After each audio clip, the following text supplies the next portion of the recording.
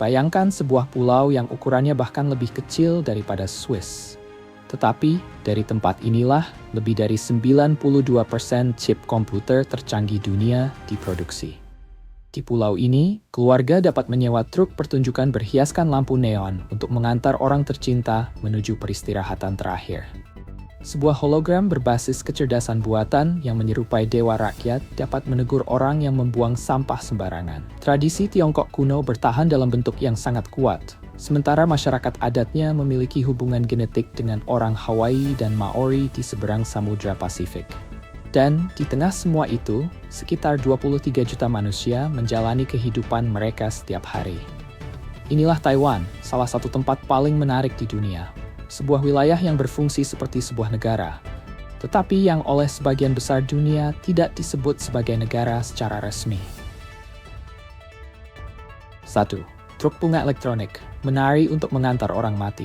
Jika suatu hari Anda menghadiri pemakaman tradisional di wilayah selatan Taiwan, jangan heran ketika suasana duka tiba-tiba dipenuhi cahaya neon, dentuman musik disco, dan sebuah iring-iringan kendaraan panggung yang bergerak di depan peti jenazah. Kendaraan itu dikenal sebagai Tianzi Huace. Pada dasarnya, ini adalah truk bak datar yang disulap menjadi panggung pertunjukan bergerak. Badannya dicat dengan warna merah muda dan emas yang mencolok, dikelilingi lampu yang berkedip, lalu diisi kelompok penari dan penyanyi profesional yang tampil sepanjang prosesi pemakaman. Tradisi ini bahkan menjadi bagian dari penelitian selama 18 bulan, yang kemudian dibahas dalam buku tentang tarian bagi orang yang telah meninggal, dan diterbitkan oleh penerbit Universitas California. Mengapa sebuah pemakaman dibuat semeriah itu? Dalam kepercayaan Tao rakyat Taiwan, semakin ramai dan semakin keras sebuah pemakaman, semakin baik pula penghormatan yang diberikan kepada orang yang meninggal. Pertunjukan juga memiliki fungsi emosional yang sangat manusiawi. Di tengah beratnya kehilangan, keluarga diberi ruang untuk mengenang dan merayakan kehidupan seseorang, bukan hanya tenggelam dalam kesedihan atas kematiannya. Pada tahun 2011, sebuah pemakaman di Kabupaten Chiayi bahkan mempekerjakan 50 orang penampil yang tersebar di beberapa truk bunga untuk melepas kepergian seorang politikus lokal yang sangat dicintai. Peristiwa itu akhirnya tercatat dalam rekor dunia Guinness. Hingga hari ini, Taiwan menjadi satu-satunya tempat di dunia di mana sebuah tradisi rakyat berusia ratusan tahun mengenai kehidupan dan kematian dapat terlihat melaju di jalan pedesaan, di atas sebuah truk merah muda yang bercahaya. 2. Pulau kecil yang menghidupkan dunia digital. Masuklah ke hampir semua toko elektronik di dunia. Ponsel yang Anda gunakan, komputer jinjing di atas meja, hingga chip yang mengendalikan mobil modern memiliki satu kesamaan yang sering tidak terlihat. Ada kemungkinan sangat besar bahwa komponen terpenting di dalamnya berasal dari Taiwan. Menurut data TrendForce, pada penghujung tahun 2024, TSMC sendiri menguasai sekitar 64% pasar manufaktur chip kontrak dunia. Perusahaan tersebut juga menghasilkan lebih dari 92% chip yang berukuran di bawah 7 nanometer. Bahkan untuk chip 3 nanometer yang paling maju, pangsanya mencapai 100%. Daftar pelanggannya mencakup Apple, Nvidia, AMD, dan hampir seluruh nama besar dalam industri teknologi. Kemudian, pada akhir tahun 2025, TSMC mulai memasuki produksi massal chip generasi berikutnya dengan teknologi 2 nanometer. Chip inilah yang disebut akan menjadi tenaga bagi iPhone 18 serta generasi baru akselerator kecerdasan buatan. Pertanyaannya adalah, bagaimana sebuah pulau yang pada dekade 1960-an lebih miskin daripada kawasan Afrika Sub-Sahara dapat berubah menjadi mesin utama ekonomi digital dunia? Perubahan itu terjadi hanya dalam satu generasi. Selama sekitar 3 dekade, perekonomian Taiwan tumbuh lebih dari 8% setiap tahun. Para ekonom kemudian mengenalnya sebagai keajaiban Taiwan. Strateginya dibangun dari investasi besar dalam pendidikan, peralihan yang disengaja menuju teknologi bernilai tinggi, serta berdirinya TSMC pada tahun 1987 di bawah Morris Chang. Kini, produk domestik bruto per orang di Taiwan telah mencapai sekitar $35.500 Amerika Serikat. Posisi Taiwan dalam industri chip begitu penting sampai para analis menciptakan istilah perisai silikon. Gagasannya sederhana, Taiwan telah menjadi terlalu penting untuk dibiarkan gagal. Jika produksi chip Taiwan berhenti, sebagian besar sistem ekonomi global ikut terguncang. Bloomberg Economics pernah memperkirakan bahwa konflik besar di Selat Taiwan dapat menghilangkan sekitar 10 triliun dolar dari produk domestik bruto dunia hanya dalam tahun pertama. Menteri Perdagangan Amerika Serikat Gina Raimondo bahkan menyebut TSMC sebagai perusahaan paling penting di dunia. Jadi, jika ponsel, komputer, atau mobil Anda bekerja menggunakan chip buatan Taiwan, dan kemungkinan besar memang demikian, tuliskan merek perangkat Anda di kolom komentar. 3. Perempuan yang memegang peran besar di Taiwan. Di balik keajaiban ekonomi Taiwan, terdapat satu kenyataan yang sering mengejutkan penonton dari Barat. Dalam urusan perempuan yang memegang kekuasaan politik dan profesional, Taiwan termasuk masyarakat paling maju di Asia. Pada tahun 2016, Tsai Ing-wen jadi perempuan pertama yang menduduki jabatan presiden dalam sejarah negara manapun yang menggunakan bahasa Tionghoa sebagai bahasa utama. Ia menyelesaikan 2 masa jabatan penuh sebelum menyerahkan kekuasaan secara damai pada tahun 2024. Xiao Bi Kim, yang pernah menjadi wakilnya dan kemudian menjadi perempuan pertama yang menjabat wakil presiden Republik Tiongkok, sebelumnya pernah bertugas sebagai perwakilan Taiwan di Amerika Serikat. Ia dikenal sebagai diplomat yang fasih berbahasa Inggris, serta dihormati di kedua sisi Samudra Pasifik. Namun ceritanya tidak berhenti di tingkat kepresidenan. Pada tahun 2024, perempuan mengisi 47 dari total 113 kursi legislatif Taiwan. Itu berarti sekitar 41,5%. Menurut Persatuan Antarparlemen, angka tersebut menempatkan Taiwan di posisi teratas Asia dan melampaui Amerika Serikat, Britania Raya, serta Jepang. Di dalam TSMC, laporan lingkungan, sosial, dan tata kelola perusahaan menunjukkan bahwa perempuan mencakup sekitar 30% seluruh tenaga kerja dan 18% posisi teknik. Proporsi tersebut berada di atas Intel maupun Samsung Foundry. Perusahaan itu juga memiliki program bagi ibu yang bekerja, termasuk cuti melahirkan dengan bayaran penuh selama 6 bulan serta fasilitas penitipan anak di lokasi kerja. Kemudian datang sebuah perubahan sosial yang bersejarah. Pada Mei 2019, Taiwan menjadi tempat pertama di seluruh Asia yang melegalkan pernikahan sesama jenis. Sejak saat itu, lebih dari 13.500 pasangan telah menikah. Perubahan-perubahan ini tidak muncul begitu saja. Semuanya berkembang di tengah masyarakat yang masih memiliki akar kuat pada tradisi Tiongkok kuno, tetapi memilih jalur sosial yang sangat berbeda dibandingkan tetangganya yang jauh lebih besar di seberang selat. 4. Adat, pantangan, dan kepercayaan Taiwan. Walaupun Taiwan terlihat sangat modern, kehidupan sehari-hari masyarakatnya masih dipengaruhi berbagai kepercayaan rakyat yang sering tidak disadari wisatawan asing. Mari mulai dengan angka 4. Dalam bahasa Mandarin, pengucapan angka 4 terdengar sangat mirip dengan kata yang berarti kematian. Akibatnya, angka tersebut sering dihindari. Menurut survei arsitektur Universitas Nasional Taiwan pada tahun 2023, sekitar 78% gedung tinggi di Taipei tidak mencantumkan lantai 4. Banyak gedung juga melewati lantai 14 dan 24. Kemudian ada berbagai pantangan lain. Jangan menuliskan nama seseorang menggunakan tinta merah karena warna tersebut dikaitkan dengan perpisahan terakhir. Jangan memberikan jam sebagai hadiah, karena dalam bahasa Mandarin, ungkapan untuk memberikan jam terdengar hampir sama dengan ungkapan yang berkaitan dengan menghadiri pemakaman. Dan jangan membuka payung di dalam rumah, karena menurut kepercayaan rakyat, tindakan itu dianggap dapat mengundang roh pengembara masuk. Lalu tibalah bulan ke-7 dalam kalender lunar. Masyarakat Taiwan mengenalnya sebagai bulan hantu. Pada tahun 2026, periode tersebut berlangsung dari tanggal 13 Agustus hingga 11 September. Tradisi mengatakan bahwa pada masa itu, pintu antara dunia manusia dan alam arwah terbuka sehingga roh dapat berjalan di antara orang-orang yang masih hidup. Karena itulah sebagian masyarakat menghindari membeli rumah baru, menikah, bersiul pada malam hari, atau berenang di laut setelah matahari terbenam.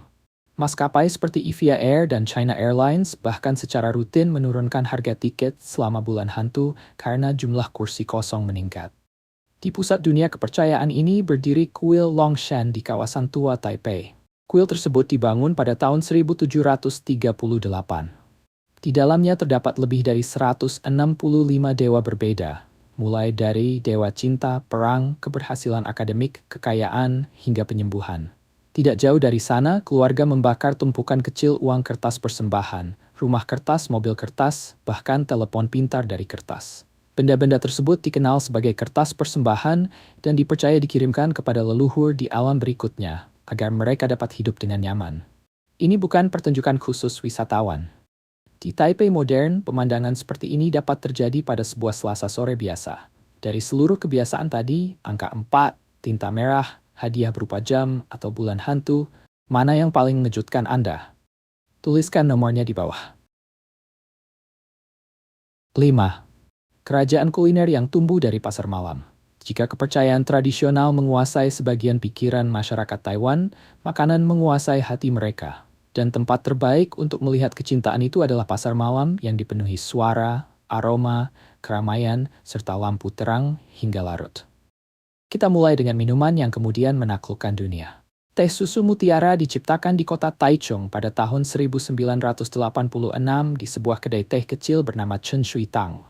Penciptanya, Liu Hanqi, memasukkan bola-bola tapioka kenyal ke dalam teh susu dingin berdasarkan sebuah percobaan sederhana. Tanpa disengaja, eksperimen itu melahirkan kegemaran global. Pada tahun 2024, industri teh susu mutiara diperkirakan bernilai sekitar 4,3 miliar dolar dan diproyeksikan melampaui 9 miliar dolar pada tahun 2030. Liu Hanqi meninggal dunia pada Agustus 2024 dalam usia 80 tahun. Kemudian ada makanan dengan aroma yang begitu kuat, hingga pernah mengalahkan keberanian seorang kritikus makanan terkenal dari Amerika Serikat. Tahu busuk difermentasi selama berminggu-minggu menggunakan larutan yang mengandung susu dan sayuran. Baunya dapat menyebar ke seluruh jalan. Andrew Zimmern, pembawa acara kuliner terkenal, pernah mengatakan bahwa tahu busuk merupakan satu-satunya makanan di dunia yang tidak sanggup ia kunyah. Namun bagi warga lokal, justru makanan inilah yang dicintai. Berjalanlah memasuki pasar malam Shilin di Taipei, yang telah beroperasi sejak tahun 1899, dan pilihan makanan segera terasa tak ada habisnya. Ada xiaolongbao berisi kuah panas yang dapat dibeli dengan harga kurang dari 3 dolar Amerika Serikat. Ada sup mie daging sapi yang dianggap sebagai hidangan nasional tidak resmi. Ada pula guabao, roti lembut yang dilipat dan diisi daging babi yang dimasak perlahan. Pada tahun 2024, panduan Michelin memberikan 32 penghargaan kategori dengan nilai terbaik kepada pedagang makanan jalanan dan kios pasar malam di Taipei serta Taichung. Makanan bahkan begitu penting dalam budaya Taiwan, sehingga ketika bertemu seorang teman, sebagian orang tidak langsung bertanya bagaimana kabarnya. Sebaliknya mereka bertanya apakah orang itu sudah makan. 6. Ketika toko serba ada menjadi bagian dari kehidupan, pasar malam mungkin menjadi wajah Taiwan yang paling ramai. Tetapi wajahnya yang lebih tenang dapat ditemukan di toko serba ada yang berdiri hampir di setiap sudut. Dalam urusan jumlah toko per penduduk, hampir tidak ada tempat lain yang menandingi Taiwan. Terdapat lebih dari 6.800 gerai 7-Eleven dan sekitar 4.200 gerai Family Mart. Artinya, terdapat kira-kira satu toko serba ada untuk setiap 1.720 penduduk. Angka itu disebut sebagai kepadatan tertinggi di dunia, bahkan mengungguli Jepang dan Korea Selatan. Gerai 7-Eleven di Taipei dijalankan oleh perusahaan domestik Uni President. Namun fungsinya telah berkembang jauh melampaui tempat membeli makanan ringan. Tempat itu hampir menyerupai pusat layanan masyarakat berukuran kecil. Anda dapat membayar tagihan listrik, air, dan pajak. Anda dapat mengirim paket ke wilayah lain. Anda dapat membeli tiket kereta cepat. Pada pukul 3 pagi, Anda masih bisa mengambil uang dari mesin tunai. Di beberapa lokasi, Anda dapat duduk sambil menikmati bir yang baru dituangkan langsung dari keran. Anda bahkan bisa membeli makanan panas yang akan dipanaskan oleh kasir sebelum diberikan kepada Anda. Keluar dari toko, berbagai detail kecil di kota juga memperlihatkan kreativitas yang sedikit jenaka. Lampu penyeberangan di Taipei menampilkan sosok manusia kecil yang bergerak. Ketika waktu menyeberang tersisa sekitar 5 detik, sosok tersebut benar-benar mulai berlari di layar. Taiwan juga memiliki terapi tradisional yang dikenal sebagai pijat pisau. Dalam praktik ini, terapis menggunakan sisi tumpul alat berbentuk seperti golok untuk memberikan pijatan secara perlahan pada punggung. Namun hal yang sering paling membekas dari kehidupan Taiwan bukanlah teknologi atau keunikannya, melainkan kebaikan orang-orangnya. Ada kisah yang kemudian terkenal mengenai seorang pria tunanetra yang memasuki sebuah 7-Eleven di Taipei. Kasir meninggalkan antrean panjang untuk sementara, membantu pria itu mencari barang yang dibutuhkannya, menatanya dengan rapi ke dalam tas, kemudian mengantarnya sampai ke pintu. Tidak satupun orang yang menunggu mengeluh. Mereka hanya mengangguk dan terus menanti giliran. Dalam satu kejadian sederhana, banyak orang merasa telah melihat gambaran Taiwan secara utuh. 7. Pulau padat yang sangat aman. Semua keunikan dan kenyamanan tadi dapat berjalan karena Taiwan memiliki satu keunggulan lain yang sulit diabaikan. Keamanan. Berdasarkan Indeks Keamanan Numbeo pada pertengahan tahun 2024, Taipei berada di peringkat ke-6 dunia. Posisi tersebut menempatkan Taiwan sebagai wilayah kedua teraman di Asia dalam data itu. Warga lokal sering mengatakan mereka dapat berjalan pulang sendirian pada pukul 1 dini hari tanpa terus-menerus menoleh ke belakang. Wisatawan asing bahkan meninggalkan tas di kafe selama berjam-jam dan kembali menemukannya tetap berada di tempat semula. Ada beberapa alasan yang sering disebut. Budaya tanggung jawab masyarakat yang kuat, jaringan kamera publik yang padat, serta kebiasaan masyarakat memasang kamera dashboard di kendaraan. Lalu ada sistem kesehatan. Taiwan memiliki program asuransi kesehatan nasional dengan model pembayar tunggal yang mulai berjalan pada tahun 1995. Kini, program tersebut mencakup lebih dari 99% penduduk.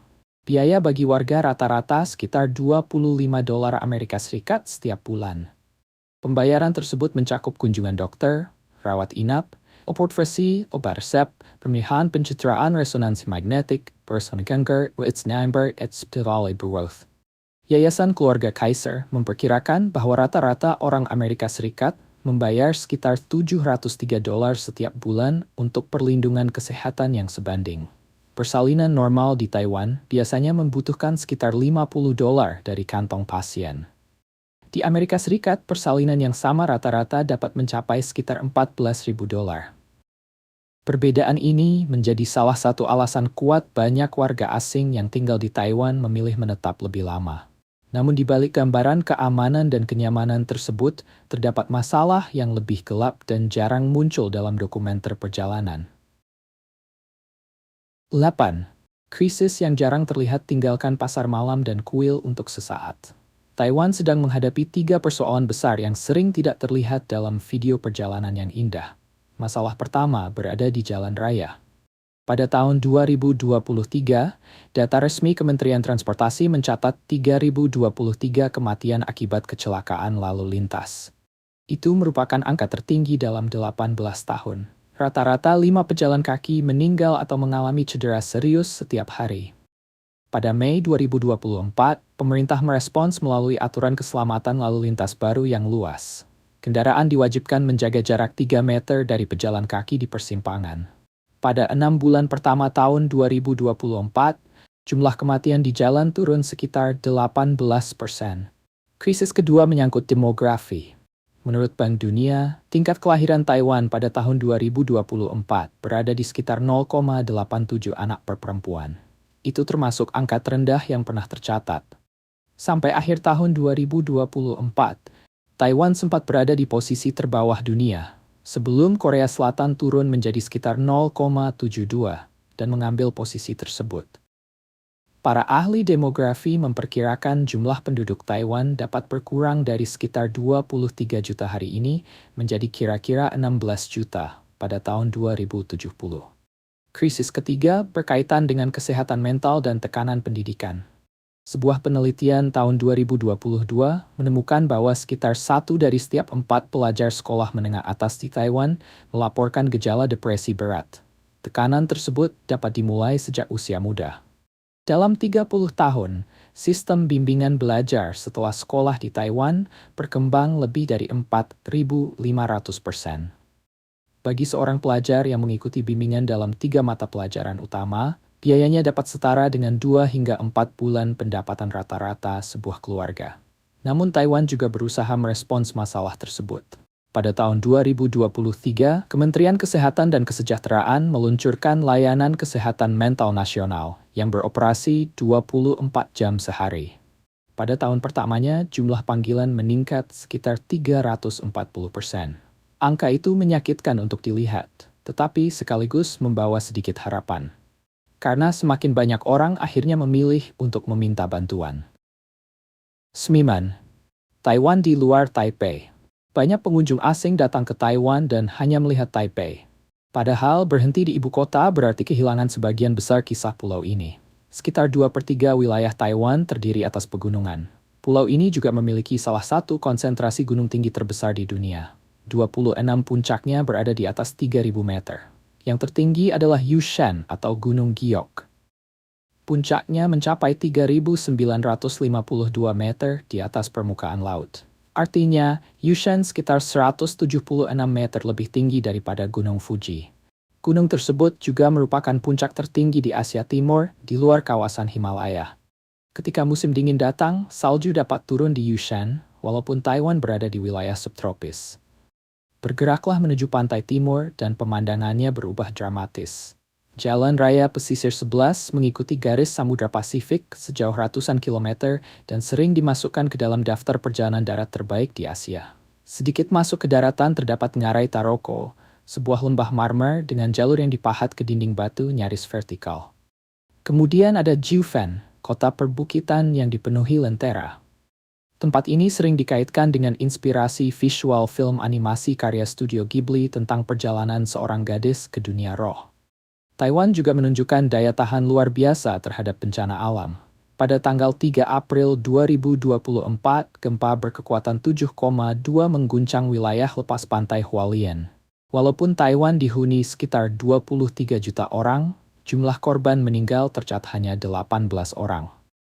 Menara Taipei 101, yang dahulu menjadi bangunan tertinggi di dunia, bergerak sesuai rancangan ketika gempa datang. Hal tersebut dibantu oleh peredam massa seberat 660 ton yang dipasang di dalam bangunan dan disebut sebagai salah satu yang terbesar di dunia.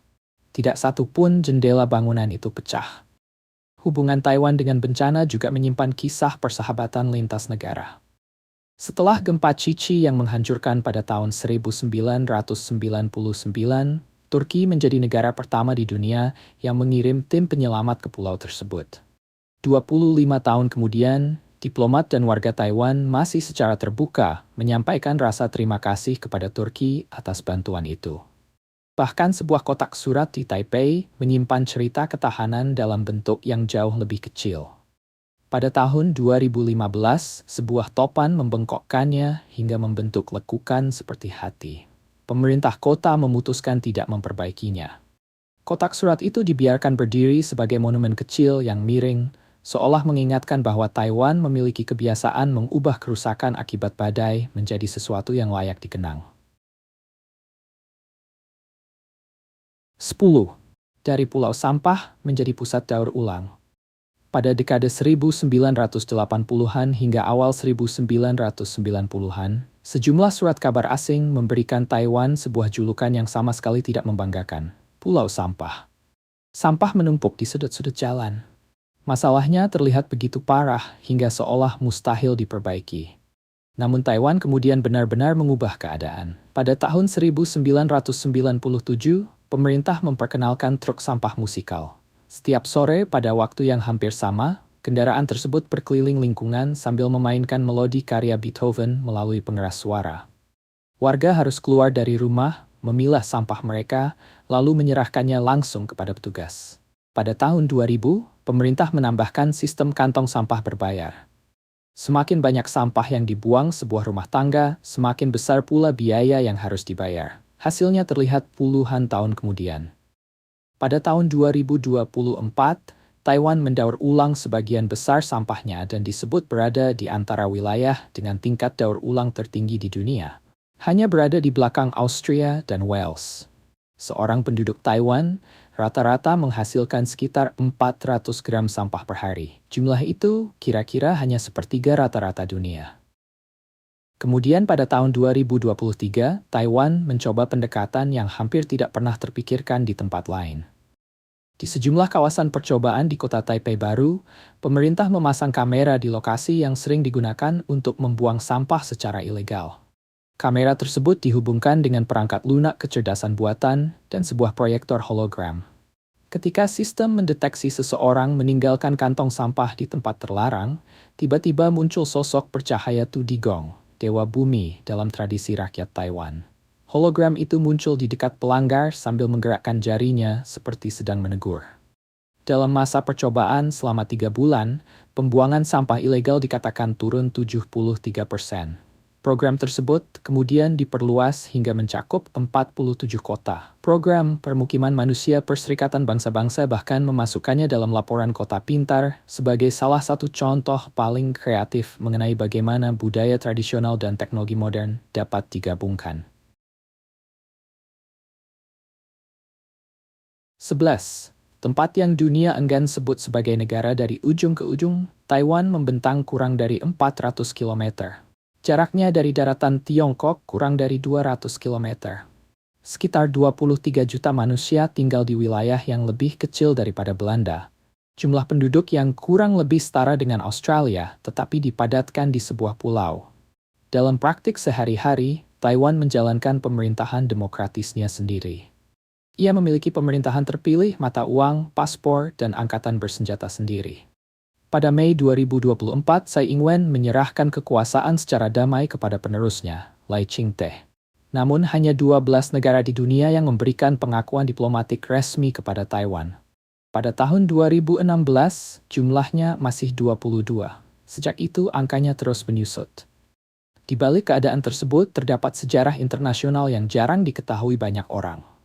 Taiwan pernah menjadi salah satu anggota pendiri Perserikatan Bangsa-Bangsa dan menjadi bagian dari 5 anggota tetap pertama Dewan Keamanan.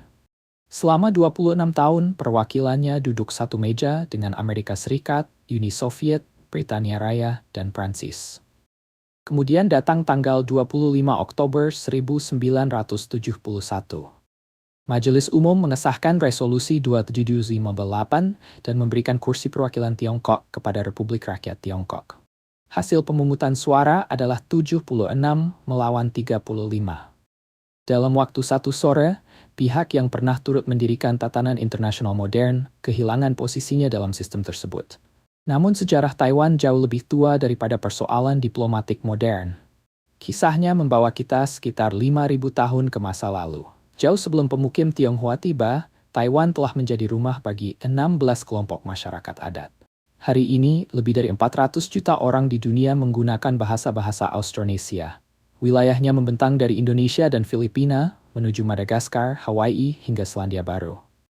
Penelitian DNA modern, termasuk kajian yang diterbitkan dalam jurnal biologi evolusi, menunjukkan bukti kuat yang mengarah pada satu titik asal. Taiwan. Sekitar 5.000 tahun lalu, masyarakat adat Taiwan mulai menyeberangi lautan terbuka menggunakan perahu bercadik. Mereka mencapai Filipina, kemudian Indonesia. Sebagian bergerak sampai Madagaskar.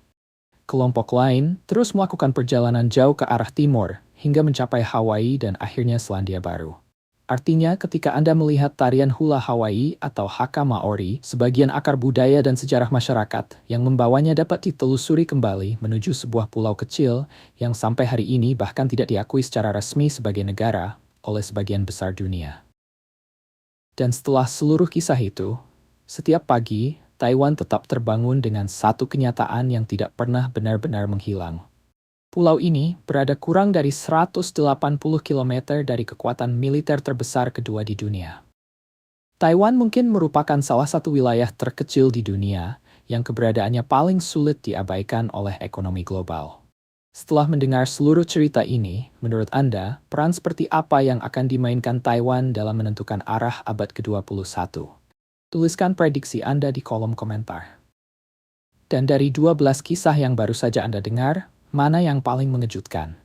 Kami membaca setiap komentar. This, Juvier Edi memberi Anda serta ini sudah fating sulit cerita di ketahui. Jangan lupakan. Setiap minggu, kami akan kembali dengan pembahasan mendalam mengenai negara dan tempat lain di dunia.